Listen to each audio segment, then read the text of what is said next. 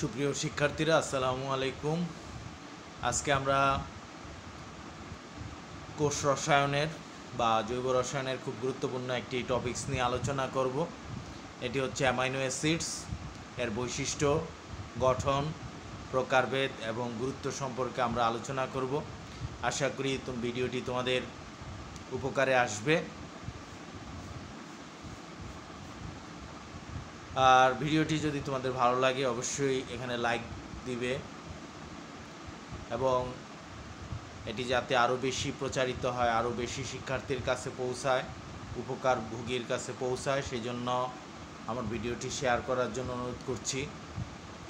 পাশাপাশি তোমাদের কমেন্ট প্রত্যাশা করছি, যে এটা ভালো লাগুক বা মন্দ লাগুক, যেটাই হোক তোমরা অবশ্যই কমেন্ট করবে।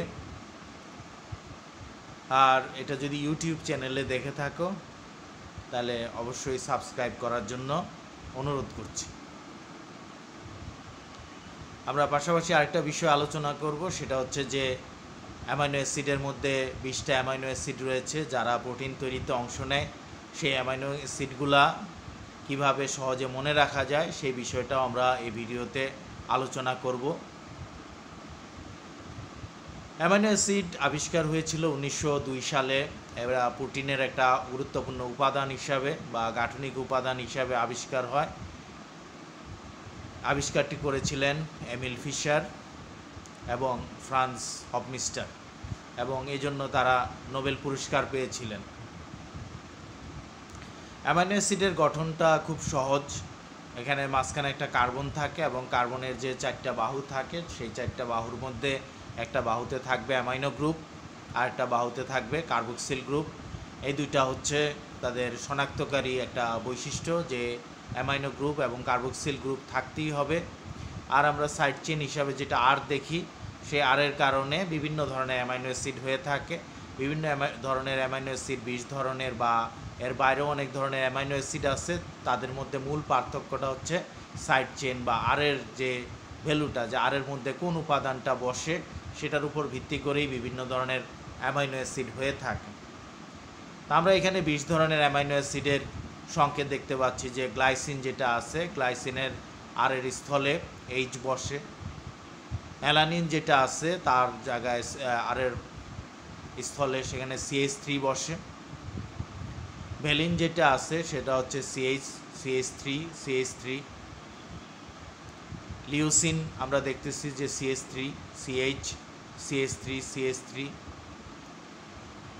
মেথিওনিন হচ্ছে CH2S CH3। আইসোলিউসিন হচ্ছে CH3 এইভাবে আমরা দেখি যে বিভিন্ন ধরনের যে অ্যামাইনো অ্যাসিডগুলো আছে সেই অ্যামাইনো অ্যাসিডের মূল পার্থক্যটা হচ্ছে আরের মধ্যে, যে রেডিক্যাল বা আর গ্রুপটা বিভিন্ন হওয়ার কারণে আমরা বিভিন্ন ধরনের দেখি, যে এখানে আরও যেমন আছে serine, threonine, cystine, proline, asparagine, glutamine, lysine, arginine, histidine, aspartate, glutamate, phenylalanine, tyrosine, tryptophan. এগুলো আমরা যদি স্ট্রাকচারগুলো দেখি তাহলে প্রত্যেকটা স্ট্রাকচারের মধ্যে আমরা আরের রেডিক্যাল যে উপাদানগুলো বসেছে সেই উপাদানগুলো আমরা চিত্রের মধ্যে দেখতে পাচ্ছি, এবং এটার মাধ্যমেই মূলত এই 20 ধরনের অ্যামাইনো অ্যাসিডের পার্থক্য বোঝা যায়, যে আরটা ভিন্ন হওয়ার কারণেই 20 ধরনের অ্যামাইনো অ্যাসিড ভিন্ন হয়ে থাকে। আমরা অ্যামাইনো অ্যাসিডের বৈশিষ্ট্যের মধ্যে দেখি যে mostly alpha amino acids in human body, যে আমাদের দেহের মধ্যে যে অ্যামাইনো অ্যাসিডগুলো আছে এগুলো অধিকাংশই হচ্ছে alpha amino acid. Amino acid soluble in water but insoluble in alcohol, অর্থাৎ অ্যামাইনো অ্যাসিডগুলো পানিতে দ্রবীভূত হয় কিন্তু অ্যালকোহলের মধ্যে দ্রবীভূত হয় না। 3 নম্বর আমরা দেখি যে অ্যামাইনো অ্যাসিডগুলো colourless, tasteless, sweet or bitter, অর্থাৎ এগুলো বর্ণহীন, স্বাদহীন। আবার কিছু কিছু অ্যামাইনো অ্যাসিড যাদের স্বাদ আছে সেগুলা মিষ্টি বা তিক্ত হতে পারে। Produces salt with light acids or alkali, যে এরা হালকা মৃদু অ্যাসিড বা অ্যালকালির সাথে বিক্রিয়া করে সল্ট তৈরি করতে পারে বা লবণ তৈরি করতে পারে। হাই পাওয়ার অফ মেল্টিং, অর্থাৎ এদের উচ্চ গলনাঙ্ক, এরা উচ্চ গলনাঙ্কে বিগলিত হয়ে থাকে। স্ট্রাকচারাল ইউনিট অফ প্রোটিন, 6 নম্বর বৈশিষ্ট্য আমরা যেটা দেখি যে প্রোটিনের গাঠনিক একক হচ্ছে অ্যামাইনো অ্যাসিড, অর্থাৎ অনেকগুলো অ্যামাইনো অ্যাসিড একটার পর একটা সুসজ্জিত হয়ে চেইন আকারে আমরা দেখি যে তারা প্রোটিন তৈরি করে থাকে। আমরা বলেছিলাম গঠনের মধ্যে আমরা বলেছিলাম যে দুইটা মূলক এখানে রয়েছে, একটা হচ্ছে অ্যামাইন আর একটা হচ্ছে কার্বক্সিলিক অ্যাসিড, দুইটা ফাংশনাল গ্রুপ রয়েছে এবং এই কারণে দেখা যায় যে এদেরকে অ্যাম্ফিপ্রোটিক প্রপার্টিস বলা হয়েছে, যে বা অ্যামাইনো অ্যাসিডের বৈশিষ্ট্যটা হচ্ছে অ্যাম্ফিপ্রোটিক, অর্থাৎ যাদের মধ্যে দেখা যায় যে দুইটা আয়নই একসাথে থাকে, একটা পজিটিভ আয়ন একটা নেগেটিভ আয়ন। 8 নম্বরে গেলে আমরা সেটা বুঝতে পারবো যে কার্বক্সিলিক অ্যাসিড গ্রুপস যেটা রয়েছে সেটা হচ্ছে নেগেটিভ কার্বক্সিলেটস তৈরি করে, অপরদিকে আলফা অ্যামাইনো গ্রুপ যেটা আছে সেটা পজিটিভ আলফা অ্যামোনিয়াম গ্রুপ তৈরি করে থাকে। অর্থাৎ একই যৌগের মধ্যে আমরা একটা পজিটিভ আয়ন এবং একটা নেগেটিভ আয়ন দেখতে পাচ্ছি। এইটাকে জুইটার আয়ন বলা হয়। জুইটার এটা আবিষ্কার করেছিলেন, এটাকে আমরা জুইটার বলে থাকি। এই জুইটার আয়নের অর্থ হচ্ছে হারম্যাফ্রোডাইট অর হাইব্রিড, অর্থাৎ একটা সংকর অবস্থা।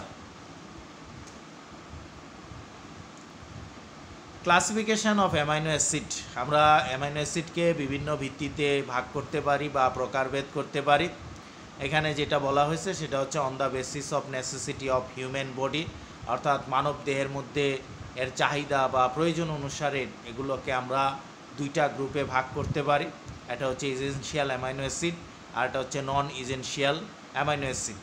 ইজেনশিয়াল অ্যামাইনো অ্যাসিড হচ্ছে যেগুলো আমাদের দেহের মধ্যে তৈরি হয় না, এগুলো আমরা খাবার থেকে সংগ্রহ করতে হয় বা আমরা যে খাবারগুলা খেয়ে থাকি সেই খাবার থেকে পরিপাকের মাধ্যমে এই অ্যামাইনো অ্যাসিডগুলো আমাদের শরীরে আসতে হয়। এরকম সংখ্যা হচ্ছে 9টা। এর মধ্যে রয়েছে histidine, isoleucine, leucine, lysine, methionine, phenylalanine, threonine, tryptophan এবং ভ্যালাইন।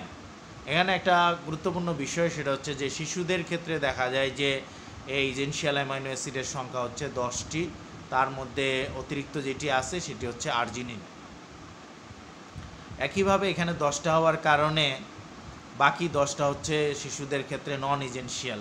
যে নন ইজেনশিয়াল অ্যামাইনো অ্যাসিডের মধ্যে যেগুলো আমাদের দেহের মধ্যেই তৈরি হয়, এগুলো আমরা খাদ্যের সাহায্যে প্রয়োজন হয় না। প্রাপ্তবয়স্ক হওয়ার পরে নন ইজেনশিয়াল অ্যামাইনো অ্যাসিডের সংখ্যা 11টি হয়ে যায়। এর মধ্যে রয়েছে alanine, asparagine, aspartic acid, glutamic acid, arginine, cystine, glutamine, tyrosine, glycine, proline এবং সেরিন। এই 11টি হচ্ছে non essential amino acid. On the basis of chemical structure and function, amino অ্যাসিডেরকে আমরা যদি রাসায়নিক গঠন এবং কাজের ভিত্তিতে ভাগ করি তাহলে এটা 3 ধরনের হয়ে থাকে। অ্যালিফ্যাটিক হচ্ছে যারা aliphatic side chain functional group, অর্থাৎ আর যেটা আছে সেই রেডিক্যালটি যদি অ্যালিফ্যাটিক হয়ে থাকে তাহলে তাদেরকে আমরা অ্যালিফ্যাটিক অ্যামাইনো অ্যাসিড বলে থাকি। এগুলো সাধারণত নন পোলার এবং হাইড্রোফোবিক। এর মধ্যে রয়েছে অ্যালানিন, গ্লাইসিন ইত্যাদি।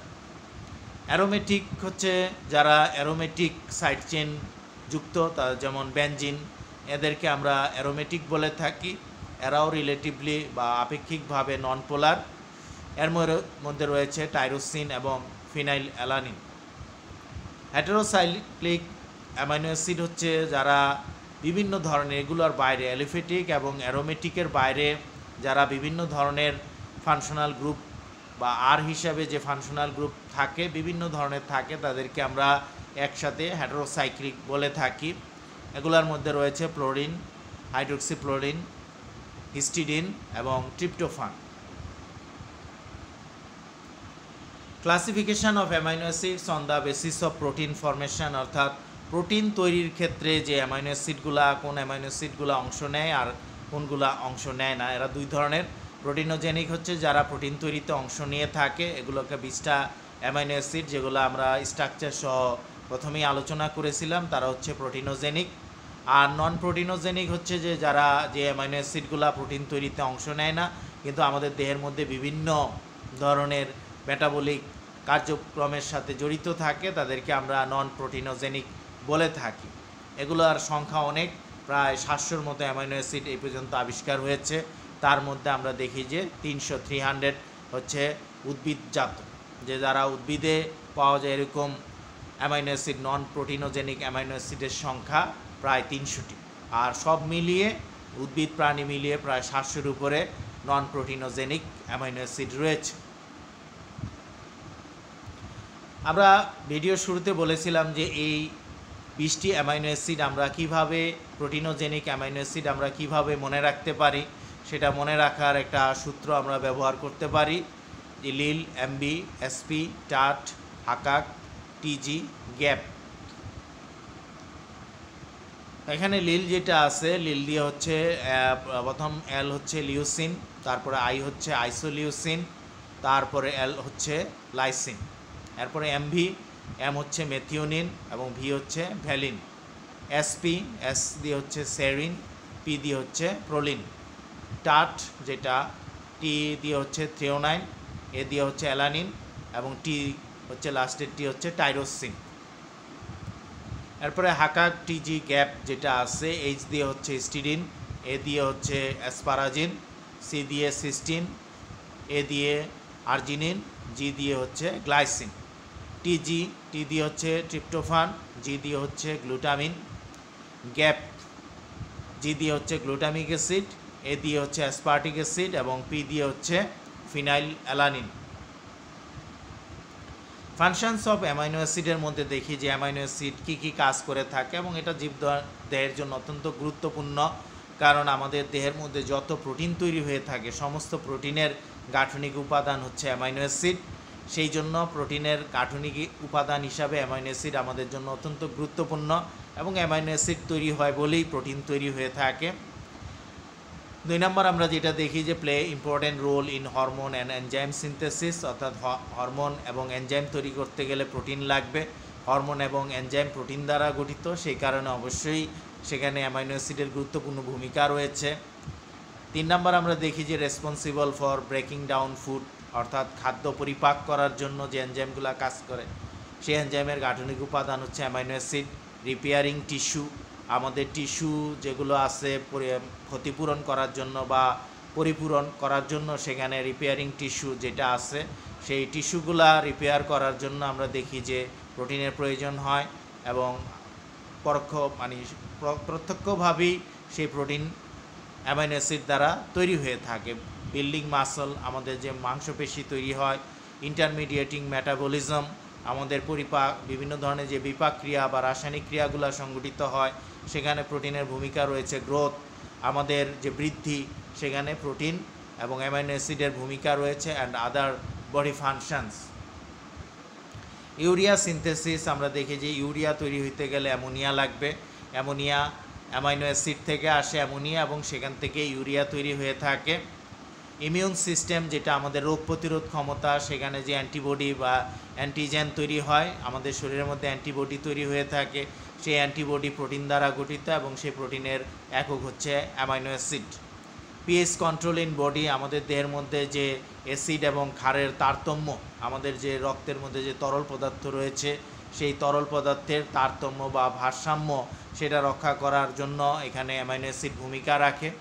মেলানিন পিগমেন্ট সিনথেসিস, যে আমাদের চুলের মধ্যে, ভ্রুর মধ্যে বা আমাদের চোখের মধ্যে যে কালো অংশ রয়েছে সেখানে আমরা দেখি মেলানিন থাকে। কোরোয়েড স্তর যেটা, সেখানে মেলানিন থাকে। এগুলোর কারণে দেখা যায় যে এই অংশগুলো কালো হয়ে থাকে। আমাদের বর্ণ যেটা আছে কালার, ত্বকের কালার, সেটাও কালো হয়ে থাকে মেলানিনের কারণে। এগুলা তৈরি হচ্ছে এই অ্যামাইনো অ্যাসিডের সাহায্যে তৈরি হয়ে থাকে। এই কারণে আমরা দেখি যে আমাদের দেহের মধ্যে অ্যামাইনো অ্যাসিডের অনেক গুরুত্বপূর্ণ ভূমিকা রয়েছে। তো আমার এই ভিডিওটি মনোযোগ দিয়ে দেখার জন্য আপনাদেরকে আন্তরিকভাবে ধন্যবাদ জানাচ্ছি। Thank you for watching my video. Be sure to leave a like and a comment, and don't forget to subscribe my channel Musharraf Elin.